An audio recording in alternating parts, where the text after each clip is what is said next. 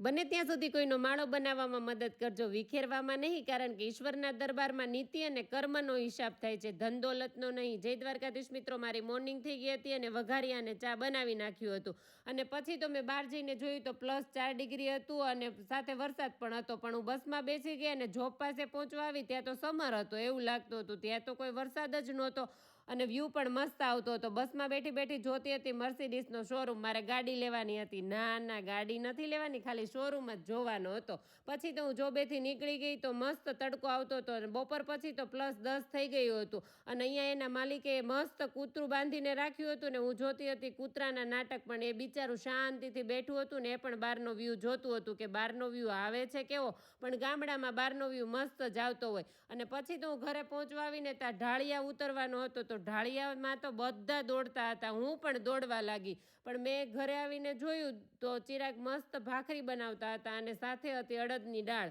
એટલે ચિરાગ કહે છે કે ચાલ તું આવી ગઈ છો તો હવે વઘાર પણ મારી દે. પછી મેં મસ્ત વઘાર માર્યો અને ઉપરથી થોડા એવા ધાણા નાખી દીધા. અહીંયા ધાણાની એટલી બધી સ્મેલ તો ન આવે પણ તો પણ નાખવા તો પડે જ. તે પછી લીલા કાંદાનો વઘાર કર્યો હતો. અને ચિરાગ કહે છે કે ચાલ ફટાફટ કે ડીશ તૈયાર કરી નાખ, કેમ કે ચિરાગે ઓનિયન કટિંગ કરી નાખ્યું હતું અને સાથે છાશ પણ બનાવી નાખી હતી. બધું આજે ચિરાગે જ બનાવ્યું હતું, મેં ખાલી વઘાર જ કર્યો આવીને.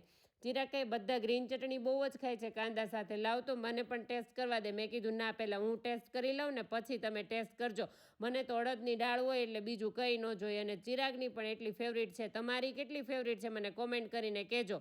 પછી તો મેં ખાવાનું ચાલુ કરી દીધું અને ચિરાગ કહે છે કે તું તારે એકનો જ વિડીયો લે છો, મને પણ વિડીયામાં લે, મારી પણ ફેવરિટ છે. મેં કીધું હા હવે તમને પણ લઈ લો. પણ ચિરાગને બહુ જ મજા આવી ગઈ ને ચિરાગની છત્રી પણ તૂટી ગઈ ઘરે આવ્યા ને ત્યાં, કેમ કે સવારમાં વરસાદ હતો એટલે. પછી મેં ખાઈ લીધી મોસંબી. મળીએ નેક્સ્ટ વિડીયોમાં. જય દ્વારકાધીશ મિત્રો, લાઇક, શેર અને કોમેન્ટ કરવાનું ભૂલતા નહીં.